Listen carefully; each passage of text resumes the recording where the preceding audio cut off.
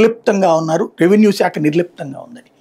Revenue శాఖ దగ్గరికి వచ్చే కేసులలో 100కి 90 కేసులు భూ వివాదమే ఉంటాయి. భూ వివాదం ఎట్లాగా? ఫర్ ఎగ్జాంపుల్, మీ దగ్గర ఒక 10 ఎకరాల ల్యాండ్ ఉంది, మీరు అది ఎవరికో అమ్మారు, నాకు అమ్మారు, ఇంకో ఇద్దరికి అమ్మారు. అమ్మిన తర్వాత దాంట్లో కొలతల్లో తేడా వచ్చింది. ఈ కొలతల్లో తేడా రావడంతో పక్కనోడు వచ్చి కంప్లైంట్ చేశాడు. కంప్లైంట్ చేసినప్పుడు ఇక్కడ దీన్ని పరిష్కరించాలంటే ఆంబుంబుష్ అంటే కుదరదు.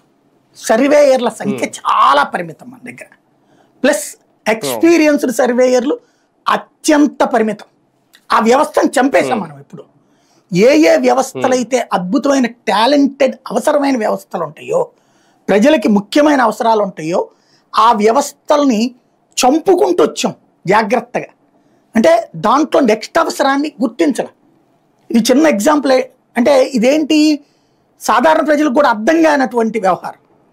ఒక చిన్న ఇష్యూ కింద ట్రీట్ చేస్తారు సీఎంల స్థాయిలో, మంత్రుల స్థాయిలో. ఒక చిన్న ఉదాహరణ, విజయవాడలో కృష్ణానది మునగటం, కృష్ణలంక, భవానీపురం ఇట్లాంటివి మునగడం మా చిన్నప్పటి నుంచి చూసాం. తర్వాత ఒకసారి ఉన్నట్టుండి ఆవిడెవరు రత్నబిందు మేయర్గా ఉన్నప్పుడు వన్ టౌన్ మునిగింది.